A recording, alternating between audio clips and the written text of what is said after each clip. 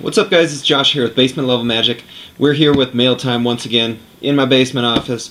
Already went through, we got a few envelopes, not quite as much as we had been getting over the last few weeks, but unfortunately that's just because Standard has really seemed to, in my mind, it's kind of stale. Originally you were looking at these Jeskai decks versus Abzan, and now it's Abzan, Esper, and Jeskai. But really what's been dominating these tournaments has been Abzan, and Abzan has been about the same price for a year now, so you're not exactly looking at trading into a lot of cards and making money, because you're also having to fear that a lot of those cards are going to be rotating out quicker than some of the other decks. But unfortunately it's just dominating stuff right now, and so if you look at the top 8s, they're pretty much littered with Abzan and Esper. Esper is the other deck that has been seeing some increase in play, and Jeskai has actually been getting kicked out of the top 8 in the last few tournaments, which is kind of a surprise to me. But speaking of Esper, some of the cards I did pick up over this last week was I picked up a playset of Narset. You know, Narset has had a huge amount of hype going into the release of Dragons of Tarkir, but it really hasn't seen a lot of play.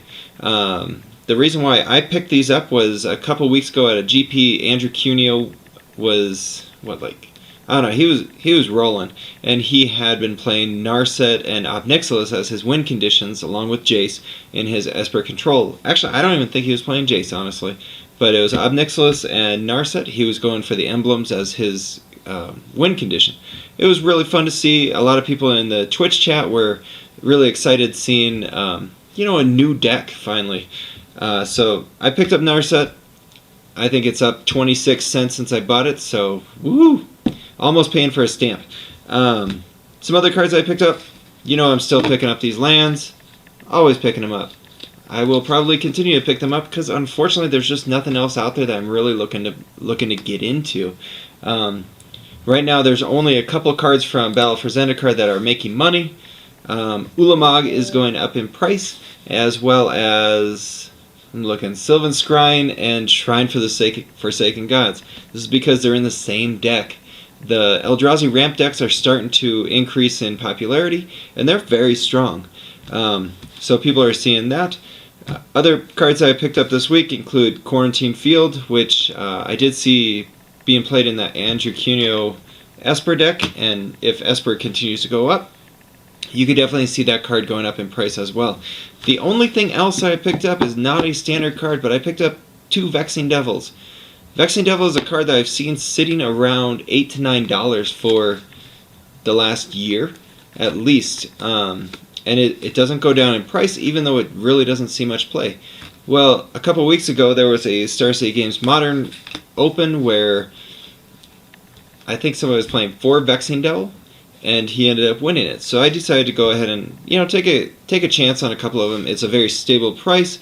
If Vexing Devil becomes something big in the next Modern season, which is actually more around January, February, then a $9 investment right now may work out for me. It didn't see the spike that I was kind of hoping that I would, but that's also because we are at the end of Modern season. If you're definitely going to be looking to if you want to get into Modern or want to pick up a new deck for this next season, make sure to start looking here at around Thanksgiving to Christmas time. That's when I'm going to be looking. I want to pick up some Snapcaster Mages and some Scalding Tarns. I don't have a twin deck, but I am really looking to build one. I have pretty much all the cards except for Snapcaster and Scalding Tarns, which is by far those are the most expensive cards in it. So that's what I'm going to be looking to do. With very few cards coming in this week, one thing I did do, I bought a box of Khans of Tarkir.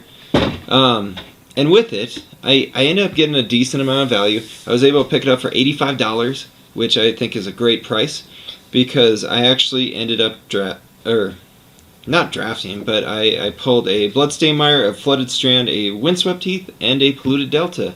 You gotta watch, these cards are definitely going to be if they're not going up in price, they're not going down in price, at least. If you don't have your Fetchlands, you're not really playing much in Standard either these days.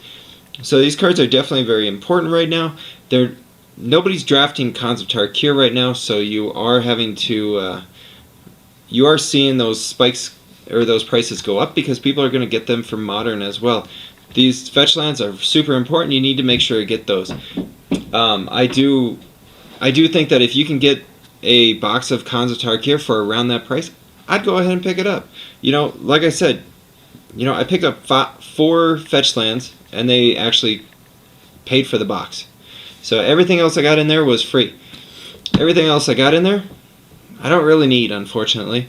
So I was going to show you guys one thing that I do, and if you buy a lot of cards, this is something that you could do as well. A friend of mine, he works at a place for, you know, troubled kids who are kind of at risk. A lot of them don't have means to get new cards or even old cards, honestly. But he said that there's a lot of kids at this ranch where a lot of them like to play Magic. There's like 6, 7 of them, all in their teenage years. And so what I said to him was, you know, let me go ahead and send you a box of Magic cards. So, you know, if you're opening packs like me, you got a ton of them. So I went ahead and bought one of these flat rate boxes, and I have packed this thing full with Magic cards. I'm going to send these out to those guys. Hopefully they can get a lot of fun out of it, because unfortunately I'm not doing anything with them. So I think it'd be great if we could all send them to people that want to get into it and are really trying to make the game better. Let me know what you guys do with your extra cards. If you guys buy boxes, you certainly don't need all those commons and uncommons. So what do you guys do with them? Once again, this is Josh here with Basement Level Magic. I don't think I got much, but definitely some good stuff here. Thanks. Bye.